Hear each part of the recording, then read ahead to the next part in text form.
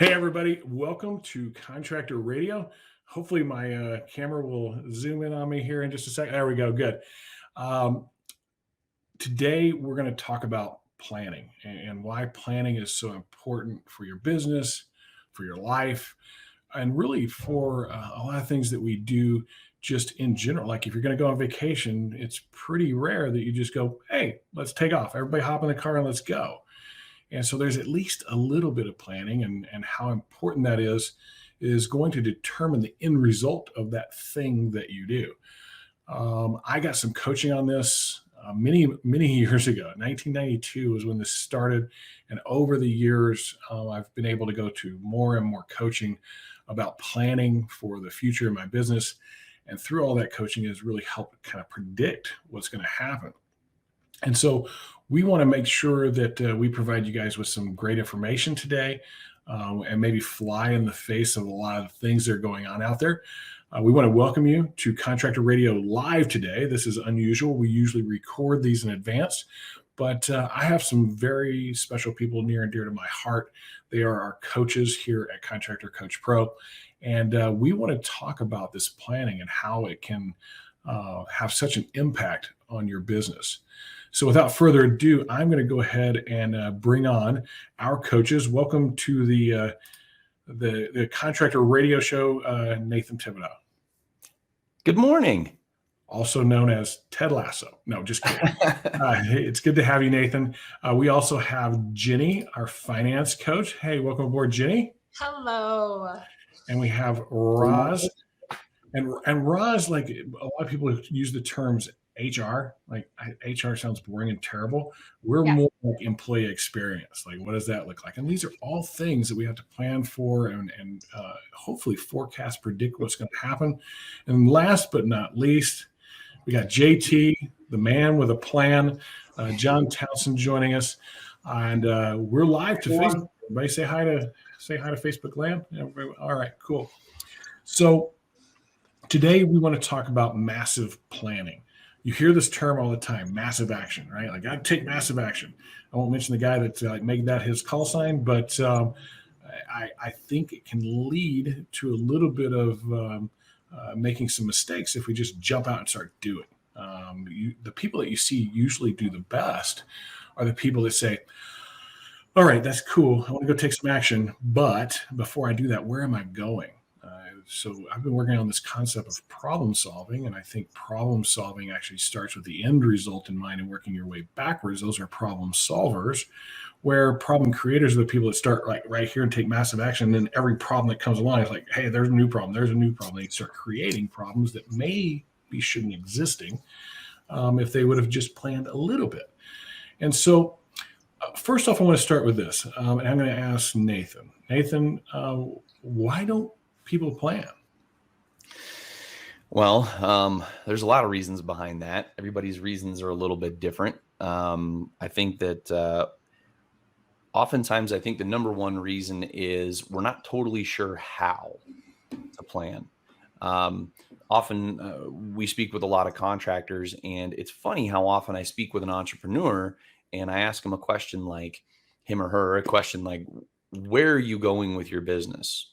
What's going on? Like, what are you trying to do? Why did you start your business in the first place?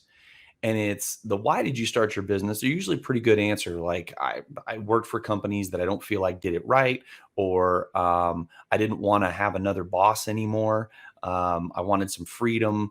I wanted to do it my way instead of doing it somebody else's way. But then when you say, well, where are you going with this thing? What's your end game? Why? What is the target that you're aimed at? Most entrepreneurs I've found don't really have one. And so I think the problem that oftentimes people have when they just sit down to trying to decide and plan for their business is they don't have a compass to really give them an idea whether they should go left or go right. And so, and without having that compass, then all ideas are as equal as any other idea. And so whichever idea sounds and feels good at that time, that's the one we attack. And then it takes us down this path, and we don't know if that's a good path or not, because we don't know if that path is taking us where we want to go, because we don't know where we want to go. And so I think that a lot of the reason why people don't plan is they don't have an overarching understanding of where they're trying to get. And so they don't know what to plan for. Like if you're going to take a vacation, should I be packing, shorts and sandals and tank tops, or should I be packing hiking boots and, in fleece jackets? Like, you don't know, because if you don't know where you're going, you don't know what to prepare for. Yeah, I ended up in Colorado and I needed warmer clothes than what I had. So lack of planning, maybe. So yeah, I agree with you. I think a lot of times when we talk with people, they know kind of why they started it and where they're going, or at least they have a pretty good foggy notion of it. But to work it backwards, right? Like to work it backwards and say, hey, this is the step I need to take today to get to there. That gets a lot foggier, a little bit out of focus. Um, so, John, in your experience, you've worked with a lot of clients and you've coached now for a while. What do you hear from guys? Like, do you think any of it has to do with just fear? Like they don't know how to build a plan or how to structure a strategy? I do. I think fear is a major component. Fear of a couple of things. I think when we talk about planning, that's not necessarily a sexy word. It involves work. It involves time. The entrepreneurs and people in the contracting business work hard and they're very busy. And I think that when we say, okay, when we have that end goal in mind, that end vision of where I want to go, and now we reverse engineer it, sometimes it can be viewed incorrectly as a challenge, I think, to your current process, right? As a challenge to maybe how effective or efficient your work is right now. And so I think that can be a limiting factor, is that they view it as, and that can be some of the fear tied into it, is exposing ways where we aren't as optimal as we can be. But ultimately it comes down to putting in time, putting in effort, and being really introspective and understanding. So it's kind of like you don't want to go to the doctor because you don't want to find out what's wrong with you. Exactly.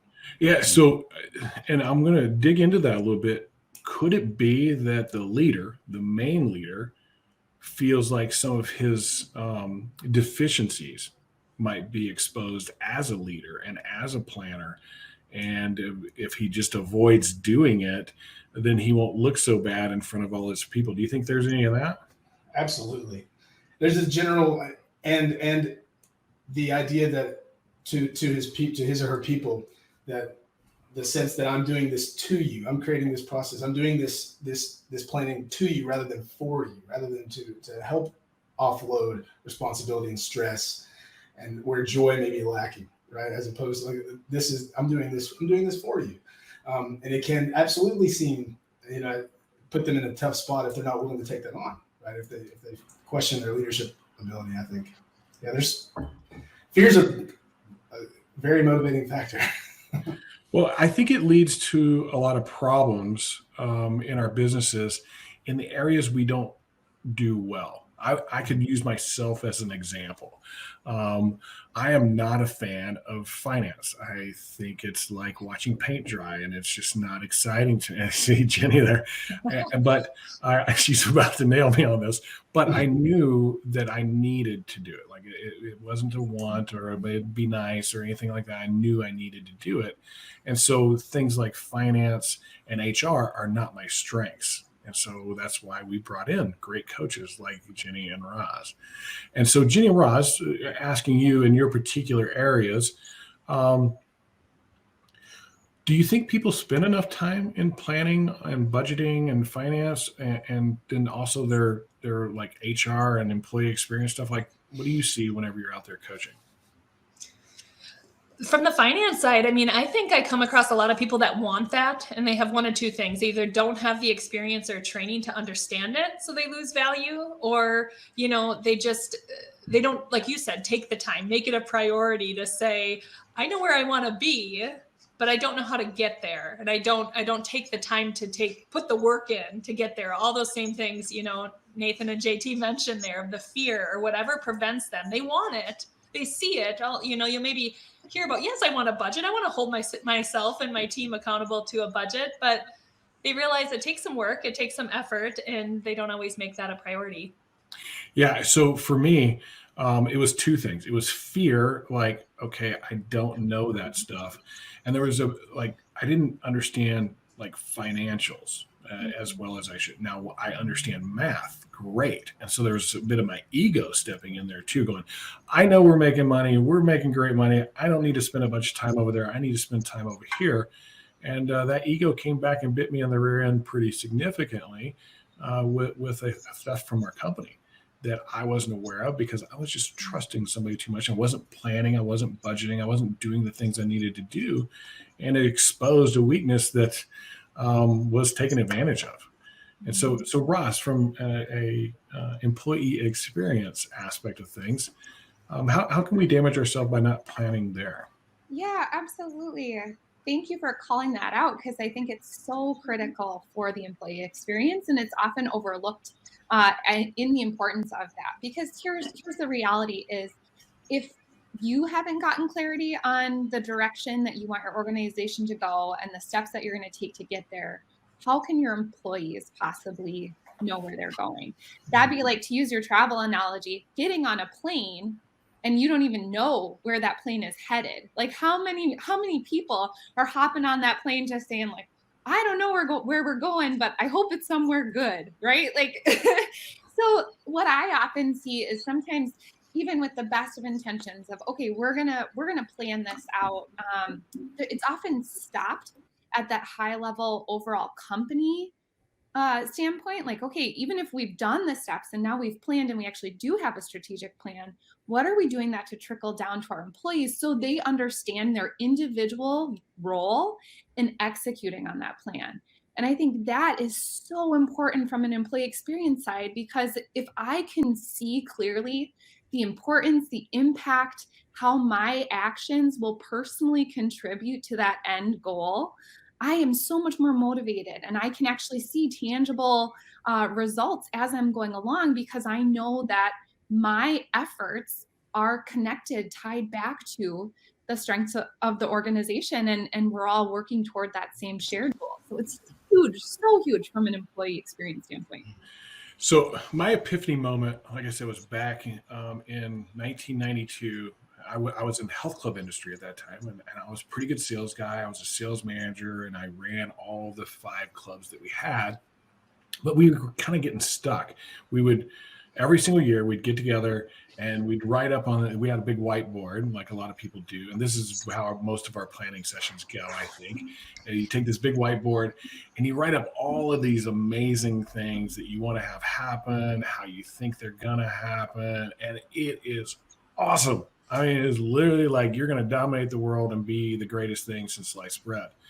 And everybody walks away from there going, yes, all right, we're fired up. And a week later, none of those things are happening. But we're thinking about them and we're trying, and it's disconnected. It's not unified. This guy's over there doing that, and that gal's over there doing this. And it just kind of kept being the same thing. And so thankfully, the leadership of that company brought in a coach. And he said, okay, so this is actually how you plan. Now, the whiteboard was fine, but how do you take it from the whiteboard to reality?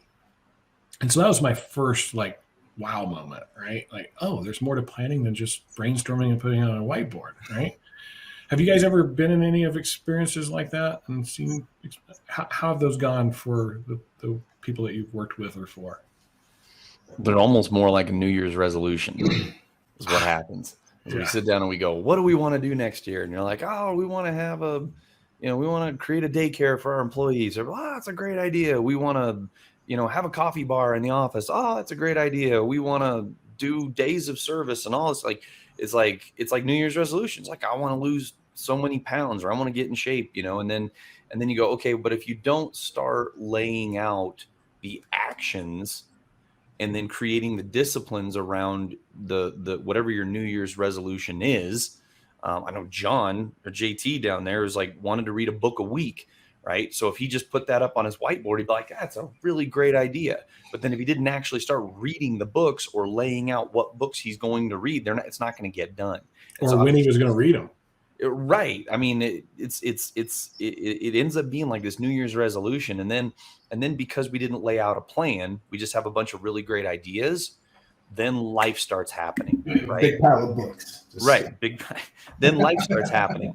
We gotta research and buy our general liability insurance. We need to get somebody to help fix these things in our CRM. And then we have a customer that has a problem. And then all of a sudden we lost a crew and we got to find a new crew. And then, we lost a couple salespeople, got to hire. And this stuff just starts to compound, and that whiteboard just starts to fade into the background. So yeah, I've definitely seen this. Yeah, I think from an employee experience standpoint, that can actually really hurt your employee morale, right? Because they were part of that planning experience. They're bought in on those ideas. Like, they deeply want to see them come to fruition. And if you have a sequence of years doing that with your employees, it's going to start to get disheartening for them. They're going to feel like, oh, we're all talk. We talk about those things and we don't actually take action. So don't underestimate how much, while those dream exercises can be really fun, don't underestimate that if you're not executing on those things, or you don't have clarity around which things are priority to execute on, your employees are going to be kind of left feeling a little disheartened, possibly. Well, and they'll lose trust as well. Mm-hmm. And then anytime like they lose trust and they just start to think, oh, well, the owner's just doing one more thing. We brought in a consultant. Now we've got a coach. Now we've got this new department. And it's just one more thing that we're not actually going to execute on or complete or accomplish. And then when you actually do want to implement and move forward and strategically do something, they're not bought in at all, because they feel like if they put their effort into this, it's just going to fade away like everything else we tried to do. Yeah. So that was first epiphany moment. Whiteboard, nothing happened. We brought in a consultant and gave us some structure. It wasn't great, but it was pretty good. It was better than what we were doing before. And we went from 5 health clubs that had been kind of slowly progressing to that over about 10 years to 40 health clubs over the next 3 years, because we actually had a plan. We knew where we were going. We worked it backwards. We had some structure for it. And we had a very key component in there that is what actually made it happen. Can any of you say what that key component was, what the thing was? Anybody know? Anybody guess? Accountability. There was an accountability aspect of it. There was dates and times and goals that needed to be achieved, people that owned it, and all this stuff. It wasn't really well structured like the way that we do things today, but it was enough. It was enough that gave us the structure that we said, okay, things need to be accomplished by this time. But there were multiple divisions. Okay, so there's sales, there's marketing, there's the floor, there's finance, and all these people had to be on the same page with those dates and times, because they aligned with each other. One had to be done before the other one could, and so on and so forth. And so once we had that kind of track, things got a little bit easier. Now, on down the road a little bit and get out of the health club business, I met my beautiful bride, and she wanted to be in Wisconsin. So I said, okay, let's be in Wisconsin. I don't know if people do health and fitness in Wisconsin, so I can do anything. I'm just kidding. It's a joke. It's a joke. I'm like, hey, I'm going to start a beer studio. No, just kidding. I get up there and I get into contracting, and did halfway decent. Brought some of what I had learned from that to the contracting world, did pretty well. And then started my own, and I wanted to plan better. I wanted to get better. So I actually hired a coach to have him come in. And they did. They gave me some structure for a meeting. This meeting that allowed me to, I think of it as like almost you hear this term a lot out there right now, operating system. There's a little bit of an operating system for my mission for that year. So, hey, we're going to do this cool thing. What all do we need to do that and execute that? And then when are we going to do it? Who's going to own it? And meet about it once a week. We do a lot of that here at Contractor Coach Pro. What have you guys found and value from that as we kind of have that way to keep people accountable? I think the momentum of activity and movement toward the goal stays at an even keel. There's no real heavy dose of activity and growth and achievement, and and likewise there's no taking your eye off the whiteboard and everything fading into existence. It just keeps, there's a consistency that I think that method of accountability imparts. Yeah, I think that continual movement towards trying to accomplish your projects will oftentimes expose things you weren't aware of. It's like, man, we keep trying to get this thing done, but we can't seem to get it done. What is it that's standing in our way?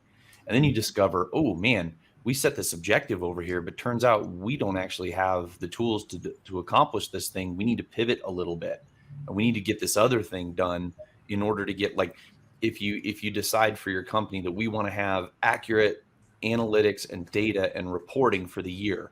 We want to know how much money we're making per job. We want to know our closing percentages. We want to know our at bats, our lead acquisition values. And we start going, okay, well, we need to get this in. And then all of a sudden we discover we actually don't have the systems or the tools to track those numbers. So now we need to set this idea of tracking these numbers on the shelf and start figuring out what tools and software and things we need to implement so that we can get this other thing. And so even if you establish a plan and you discover, ooh, maybe that objective was the wrong one, you at least had something that led you to a positive conclusion, and you can focus where you need to focus. Exactly. Yeah, it might have been the wrong one, but it leads you to the right one. And without it, it would have never happened in the first place. It'd still just be kind of shooting from the hip.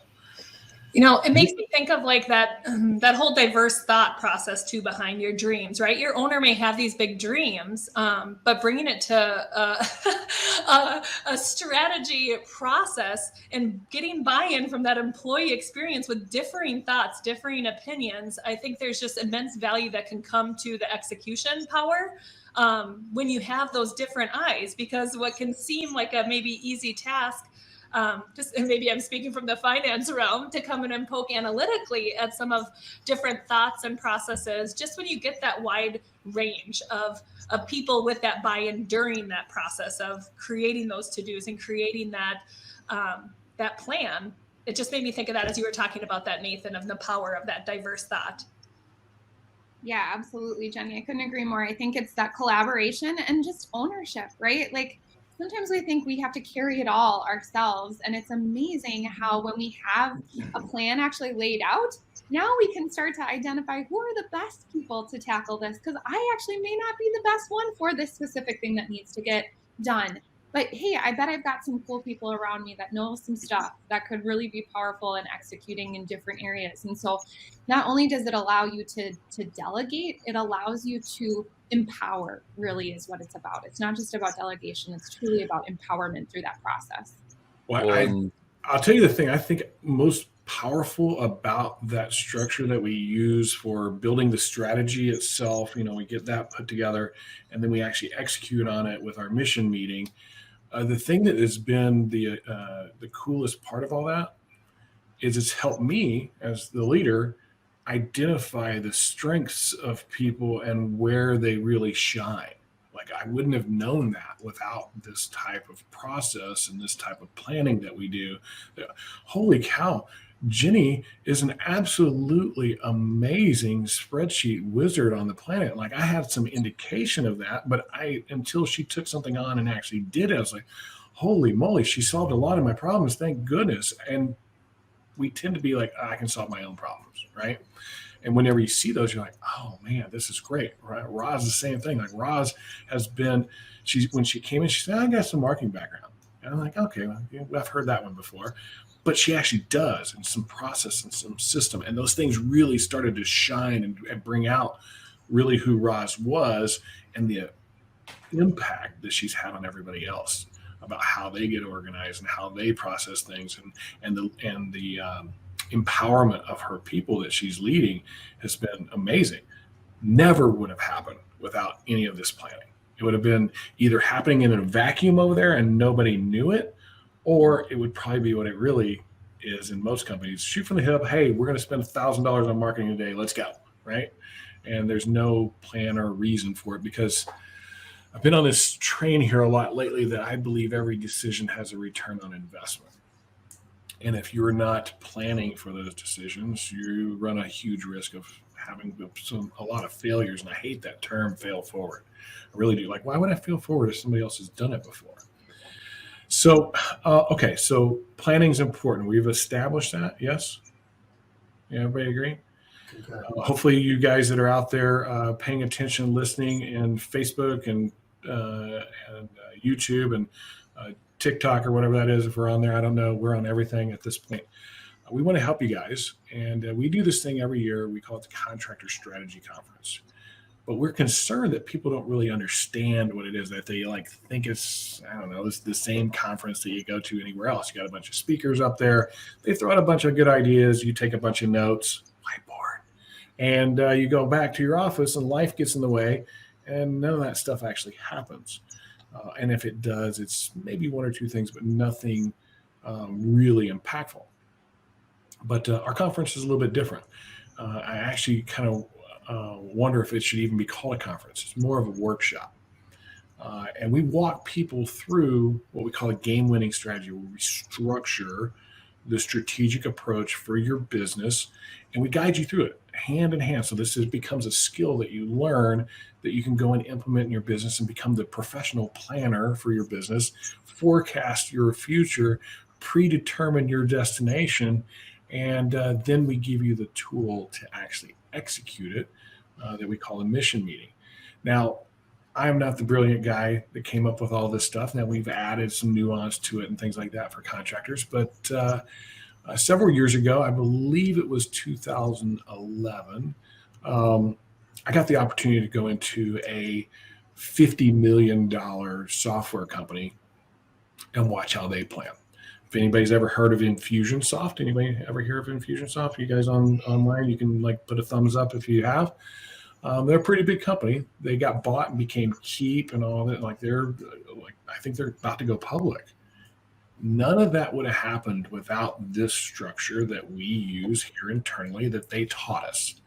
And it cost us a lot of money to go and learn that. I think we spent like $50,000 to go spend 2 days with them to get a cool notebook and 2 days of instruction. There wasn't really any execution. There wasn't any real like, hey, go do something. So we came back and we actually executed. And I don't think many of the other companies did, because AccuLinks has actually become something pretty amazing nowadays. And they still follow this process. And I brought that over here, and we've been following that process. We keep growing, and things are going pretty well for us.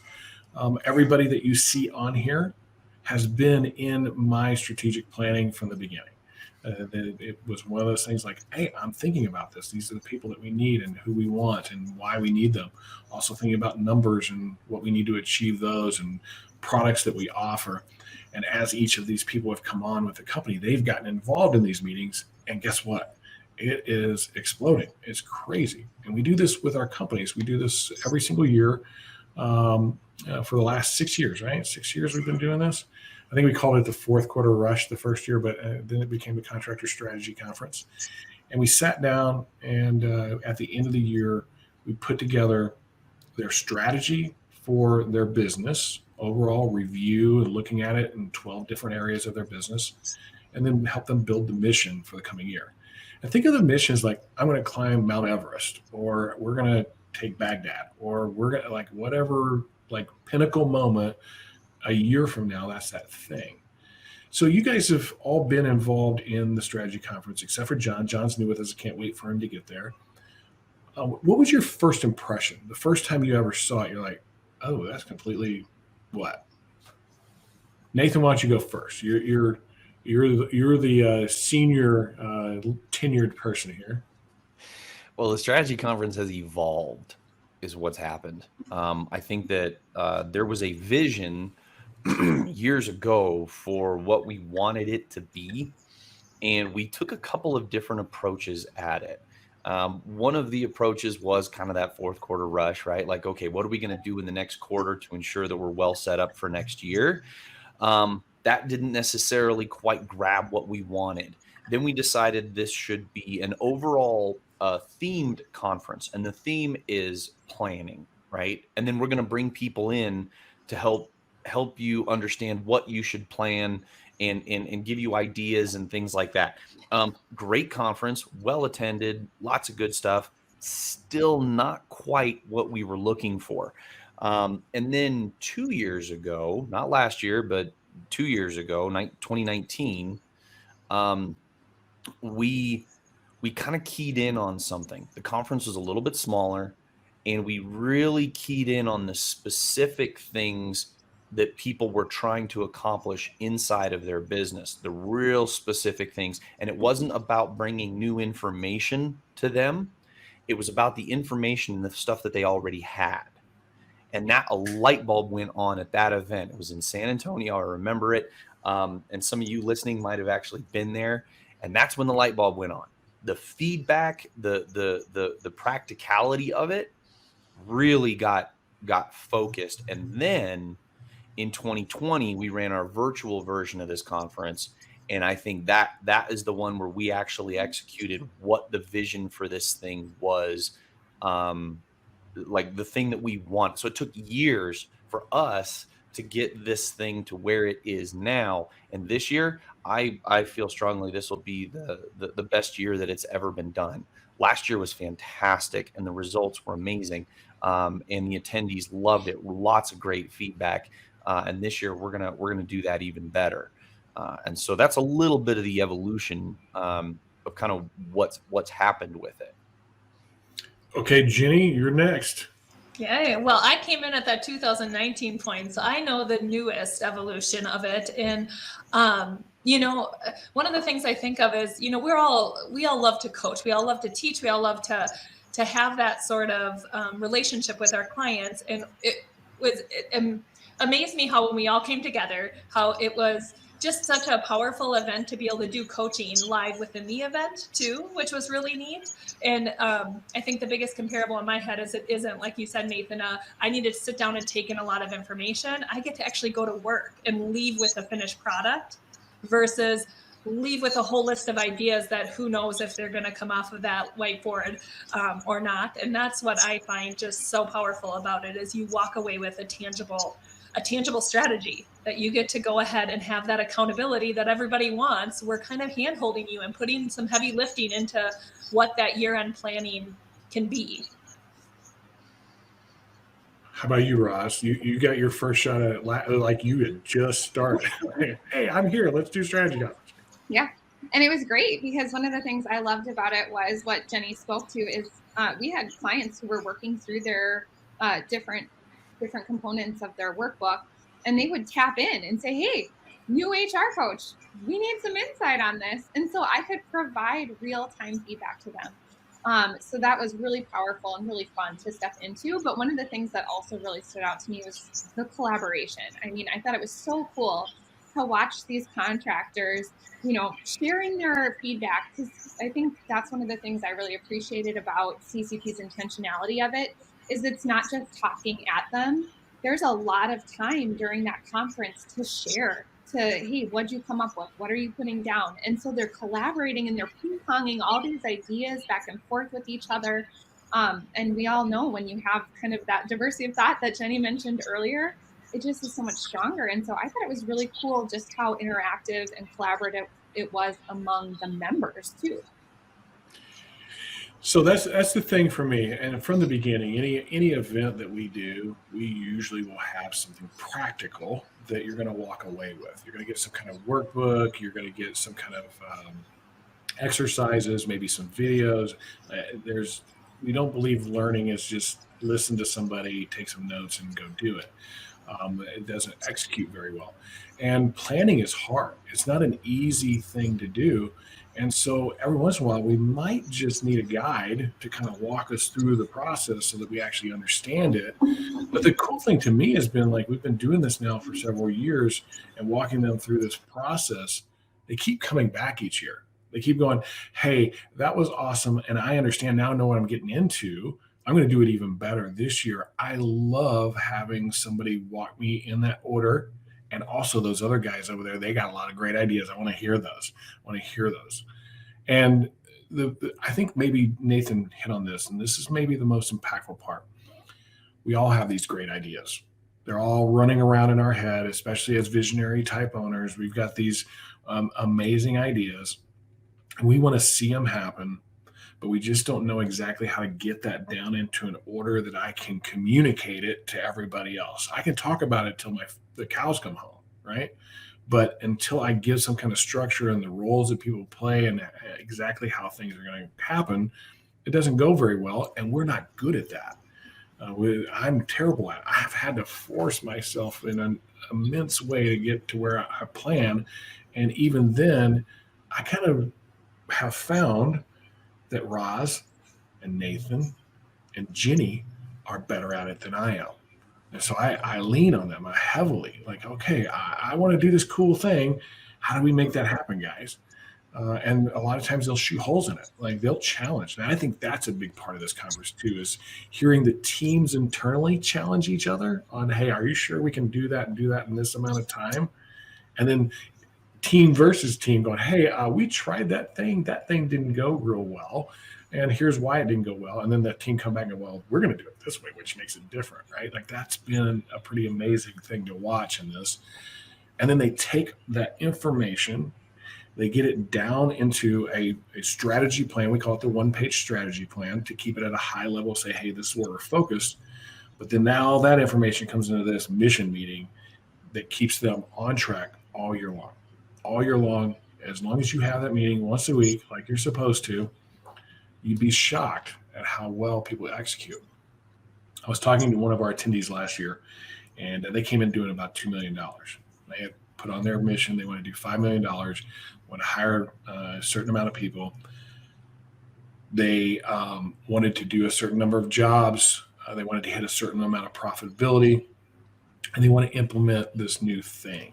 That thing was a giving back, being charitable. They built all that while they were at the conference, and I asked them, I said, how'd you execute? How'd it go? They're like, oh, we did all of that and more. Like, because we had that done and we were actually able to execute a lot faster than we thought, we were able to do some other cool things. We broke 5 million in a year where a lot of companies are down, which that was super cool. They started giving more than what they thought they could give. They created some new leadership stuff they were able to go above and beyond. And what that has done for their business has become very attractive to people that want to come with that employee experience. Like, oh, they say they're going to do this thing and they actually do it. And so that was one of their big hurdles when they came in, was I can't hire people. When I do, they leave. And so there was a bit of like, hey, maybe these are some of the reasons why. And maybe if we put some structure to it, people might stay. And they're having that now. John, you're newer with us. You haven't been to the Contractor Strategy Conference, but you're familiar with the process. You've seen us go through this. We're very consistent with it. We have a certain date every single week, certain time, going through this mission kind of operating system to make sure things happen. What's been your experience here for the last few months?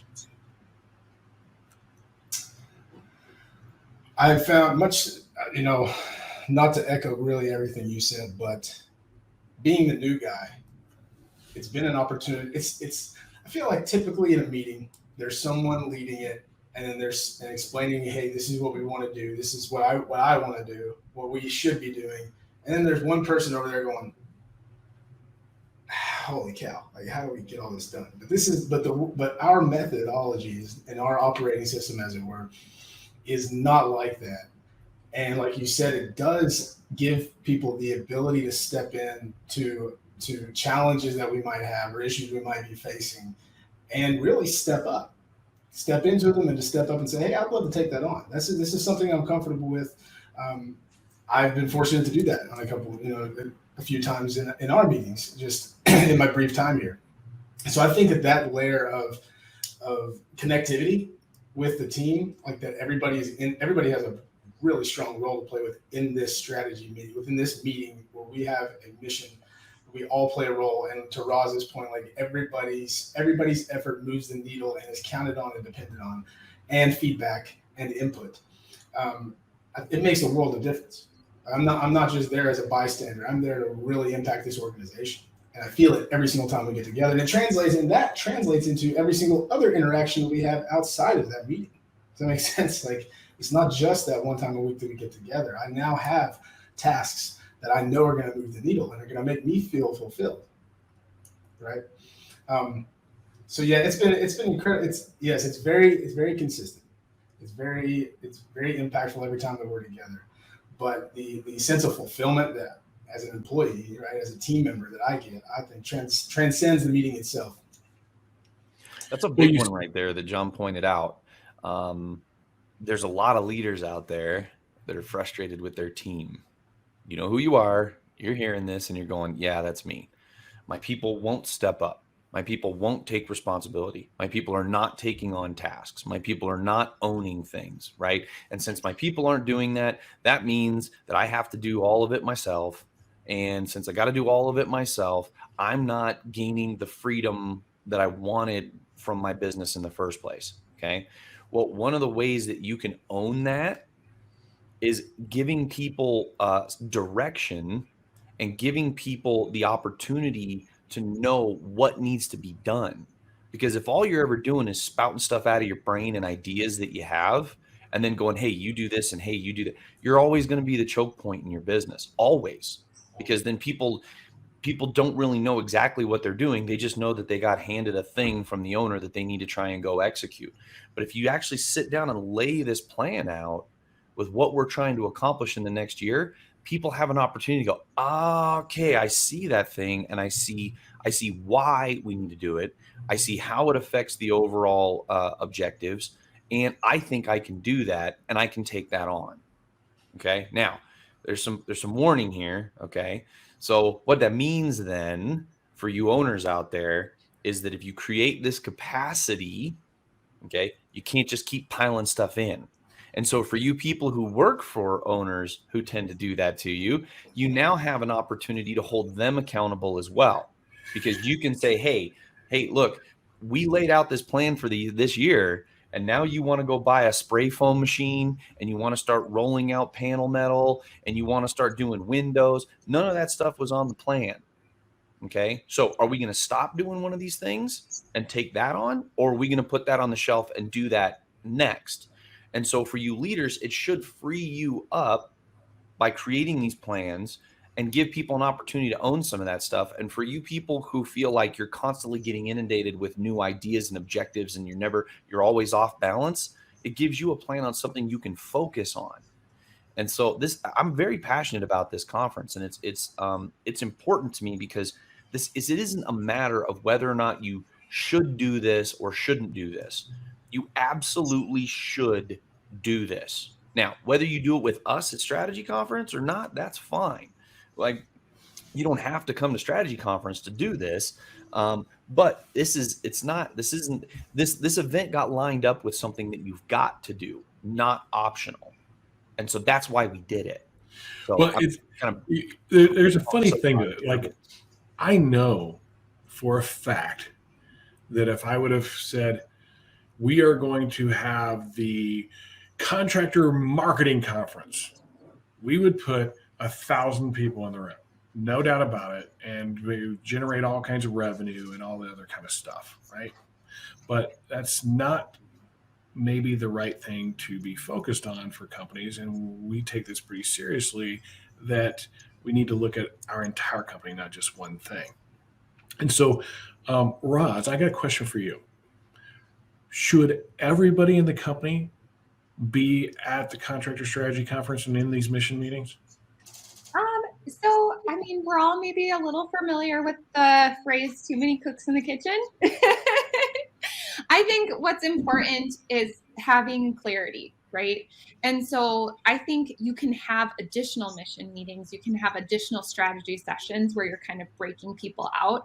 But that initial deciding, that initial direction that you're setting, you want to get your key leaders involved in that, especially, right? Now, that's not to say that you shouldn't necessarily bring your whole team. It depends on where you're at, really, with kind of laying out some of your strategy and your structure. So I think about, like, at CCP, our approach, right? We start with kind of that overall mission meeting. Here's the direction of our company. I actually also lead a marketing mission meeting, right? And so that's where the marketing team now has clear direction on how we roll up to those overall goals. So does every person on your team need to know your strategy? Absolutely. Does every person on your team need to be a part of understanding how they contribute to that strategy? 1,000%. Does every person need to be in the room making the decision on how?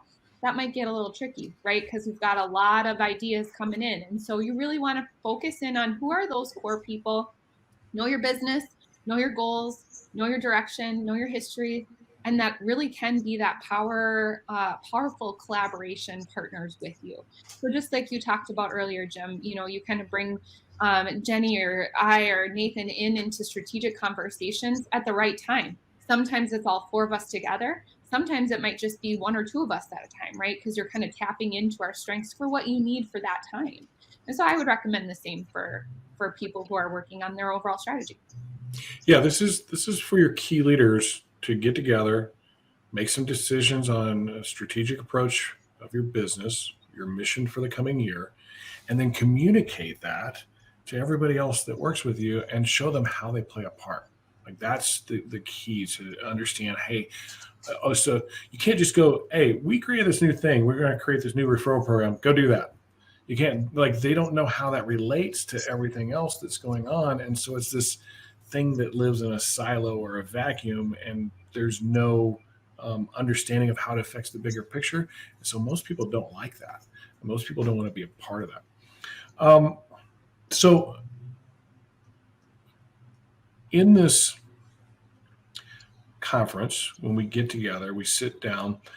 How do you guys feel about how we interact? Because this year we're doing a little bit different. So last year, Nathan kind of gave everybody how this thing has progressed.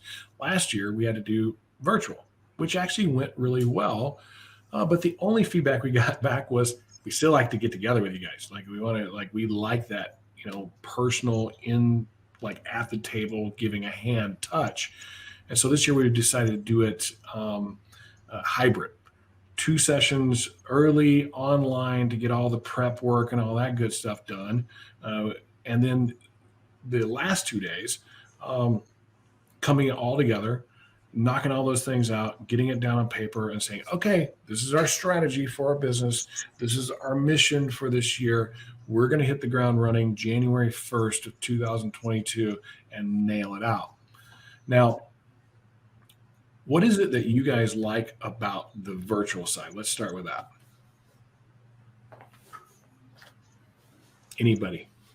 I could start. I mean, I think the virtual provides a unique opportunity in that you can include maybe more people than you could if you had to travel for the sake of an event. It also provides a little breakup in what you're executing to give you a little bit of that breathing space, So I am extremely excited for the hybrid because I think there's value in both. And I think the intentionality we put into the hybrid is, I think it'd be really fun to see how it plays out. Yeah, it was a big component, like everybody last year being virtual, the analytic part of it, the analytics. If you go to a conference or you go to I'm just gonna start saying workshop. You go to a workshop like this, right? And you got to bring your stuff, right? You got to bring your homework. You got to bring your information. You got to do all that. And so one of the things I'm excited about in doing this in a hybrid fashion is that if we're doing financial analytics, right, we might not have our QuickBooks. Like if you have QuickBooks desktop, okay, and you show up to a conference and they're like, hey, here's all the stuff we need to figure out so we can calculate our EBITDA. And then we're going to talk a little bit about the actual valuation of your company. And you're sitting there going, oh, I don't have my QuickBooks here. I can't get to this information. And so doing a lot of the business analysis, and when I say that, this is a little bit of put my coaching hat on here for a second, right? So one of the key components to this is that we need to take a look at the different areas of our business, like marketing and sales and leadership and culture and our accountability and our finance and our HR and all these different components. We need to take a look at what those things have done or accomplished over the previous year. Right. So there may be some analytics and some numbers that are involved with that. Then we need to take a look at where they're at now. What's their current status? And then in light of this big goal that Jim was talking about, where we're headed, in light of this goal, what do we need from those different things? And so by doing the internal business analytics and an evaluation, doing that virtually, means that you should have access to the people and the data right there in your office to do that analytic, right? Because those analytics are going to lead us to some conclusions, and those conclusions are going to lead us to the things that we need to focus on for the next year. And so that's why I really wanted to have all that analysis and internal data organization and look done virtually so that you had access to all those things. Then when we get our determinations from those things, then we get together as a big group and take that information and start to build. Yeah, that was kind of the epiphany with the virtual deal last year. When we did it virtually, there was space, right? Like before that, it was like day 1, day 2, day 3. And then there was a day 1, day 2, day 3, day 4. And it's like, wow, man, that is a lot of information, fire hose, going really fast. But by having it virtual, it's like, we meet this week, get this done, got a whole week to get it done, boom, come back, we do this. And there was space that allowed for that business analysis and prep work to get done. Well, and this week, there's an entire, like Thanksgiving actually falls between the 2 virtual days. So it's not 1 week and then the next week. It's actually 1 week and then a whole week. And then we meet the week after Thanksgiving. So you've got like some time in there. Yeah, some good space, some good direction on what needs to get done. It's pretty step by step, like, hey, do this, this, this, and this. And we give you a whole workbook. We actually mail it to you, send it to you in advance. And it helps walk you through this. And it's actually something like, if you didn't ever want to come back, you learn something that's going to be valuable to your business forever. And like this, that was my takeaway from going to Infusionsoft. I learned something that I didn't know before that has been, that was in 2011. It is now 2020. That's 10 years of value that thing brought me that has had an unbelievable effect on what I do business-wise. And this is the same type of thing, but very practical. Like you're going to walk. That would have been the part I would have liked from them was, hey, here's all the cool ideas. Now let's do it. And they didn't do that. Fortunately, we had enough people that were like pretty intense and we did it. That's not normally the case. I think Roz had something she wanted to add. Yeah, go ahead, Roz. Yeah, I was just going to mention that another really cool feature in the virtual sessions is the breakout rooms. It's really neat that we have an opportunity to allow people to kind of go and meet with their team virtually, break out, but then also still tap in a coach, right? So they actually had the opportunity to message the moderator and, like I mentioned, ask for like a specific coach in a specific area when they had questions. And because it's virtually, it's not like we had to run across the room and try to get to somebody. It was super easy to just hop into those breakout rooms and connect with them. And we also utilized our sponsors. We had amazing sponsors. We will again this year, who were able to hop into some of those breakout rooms as well. So using those sponsors as partners, we're very intentional about who we bring in on as sponsors, because we want people who are going to really help drive the quality of our workshop, right? Of our conference, that they're actually contributing members. They're providing insight. They're providing feedback, which is a really kind of, I think, unique approach that we take in allowing them to give insight to people who are there from their expertise as well. That's when I knew this was an amazing thing that we put together. Excuse my ego there, but that when I had sponsors coming up to us after going, you have no idea how much information I got from that applies to my business. I took tons of notes. I'm making some changes. I'm going to do my strategic plan. Like, they weren't doing those things. And to have your sponsors go like, that is something that we need too, tells you that this is pretty powerful information that we share there. And to see everybody working together is super cool. We're about 53 minutes in. People, I don't know, you're bored with planning. I don't know. I love it because here's the thing I love about it. I love that I know when I build that plan, I'm going to achieve probably 5 times what I would achieve without it. That's the cool thing. Like, I know I'm going to do better. I may not hit the big number and all that other good stuff and all the big plans that I had, but I'm going to do significantly better than if I didn't have a plan. Any final comments, notes, anything any of you want to share? Just raise your hand and go for it. Well, I'll just say, as like the social butterfly on the team, that Jenny is too, for sure. that I hope that that we see some people who are listening in at the event, because one of the things that we do is we coach people virtually, and so it is so fun to be in person. And I love that we have that hybrid piece, because we'll get a chance to kind of make these connections. And it's amazing how that video conference that you do ahead of time just helps you feel like you already know somebody.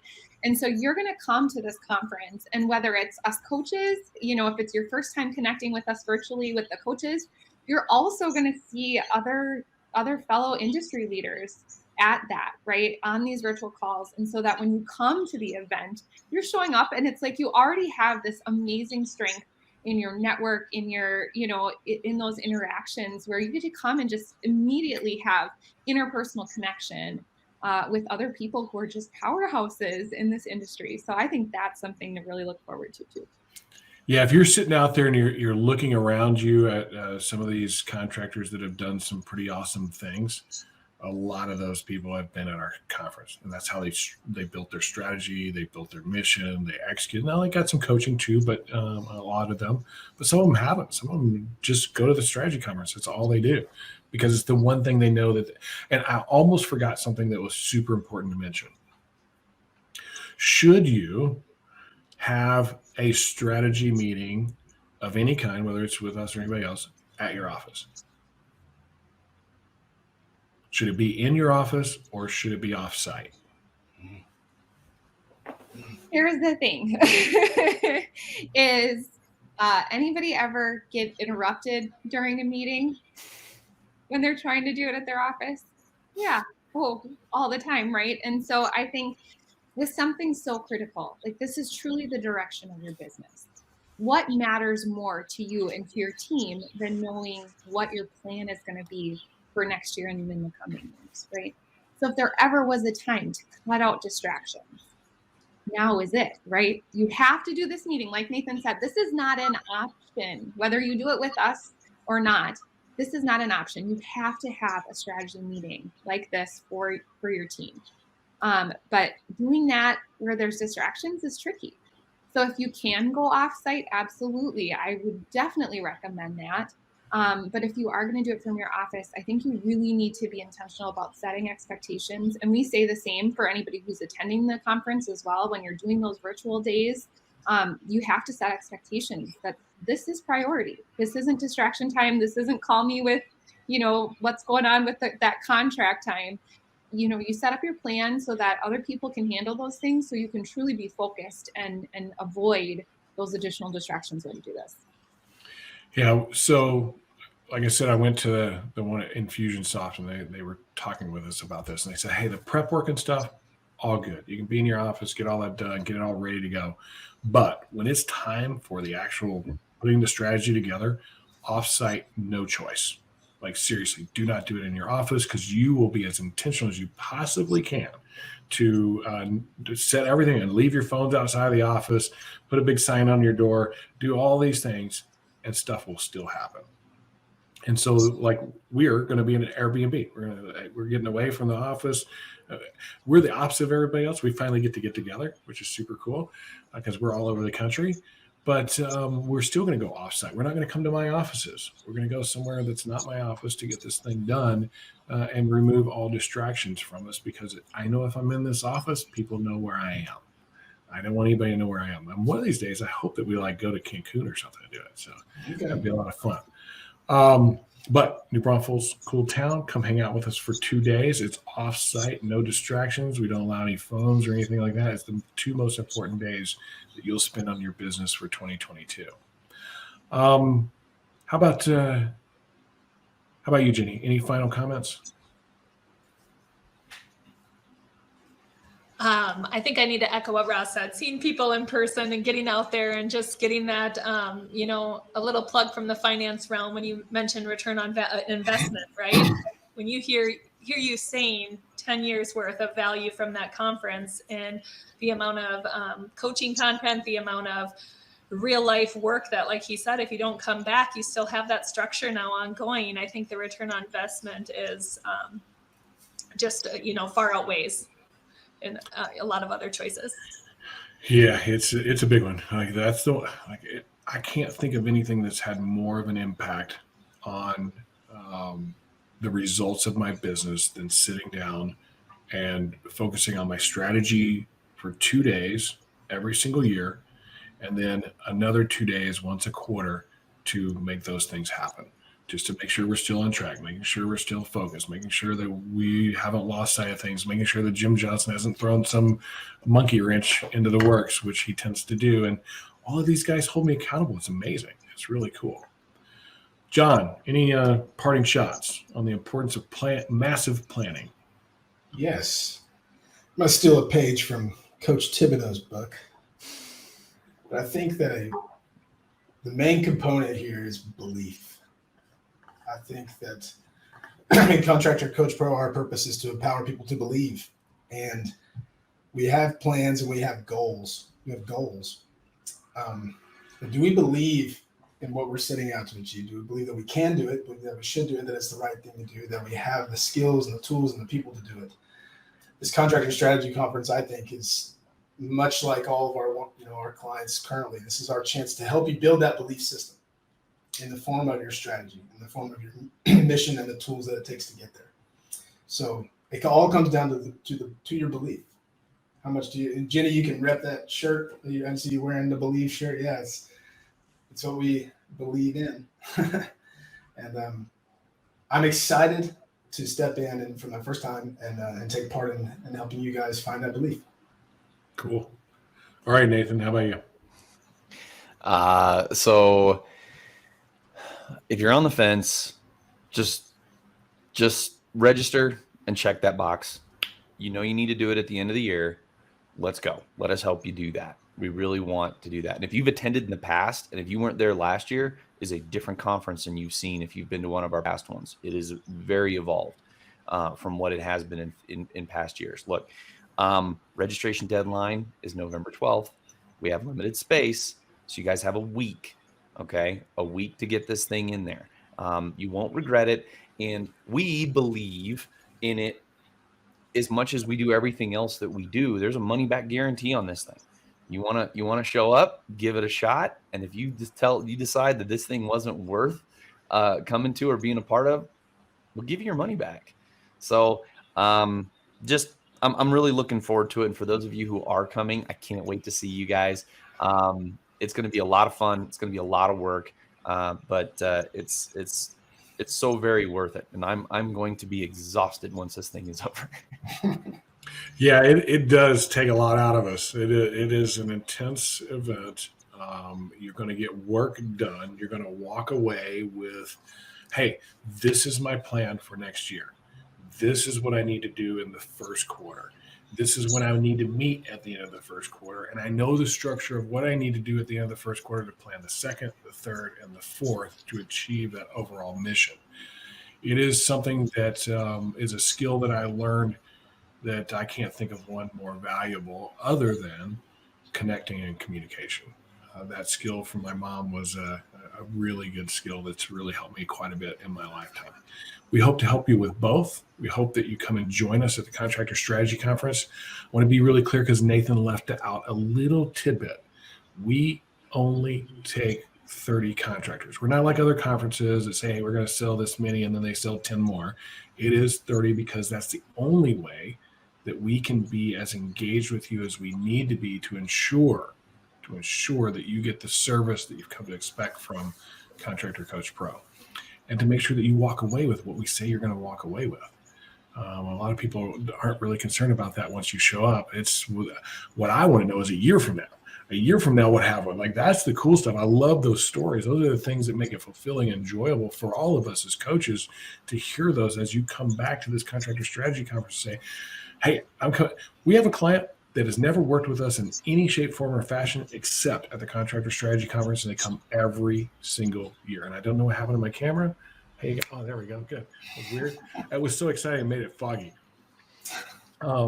It is amazing, and they love coming to that event, and it's helped them achieve some pretty amazing things with their business. We want to help you do the same thing. We want to give you a skill that you can use for the remainder of your business life, and we hope to see you there. I'm going to throw something out there, and this is one of those things where it wasn't planned.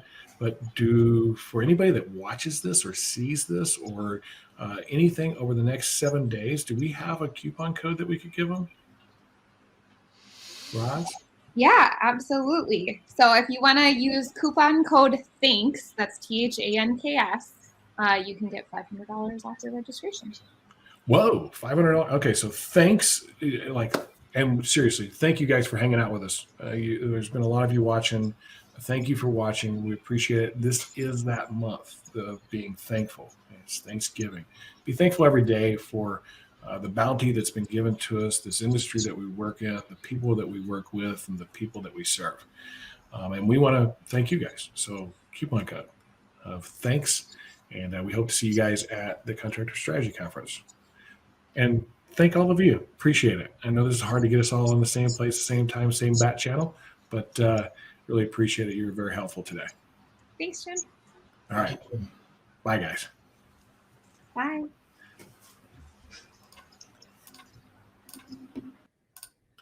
All right. So that was Contractor Radio for today. A little bit of an unusual episode because we were live. Our goal is to help people get control of their business so they can grow their business and find that personal and financial freedom that they expected whenever they started their business. One of the ways we do that is the Contractor Strategy Conference. Go check it out. It's on our website, ContractorCoachPRO.com. Click on Services, click on Strategy Conference 21, and go check it out. Get registered. Use the coupon code THANKS.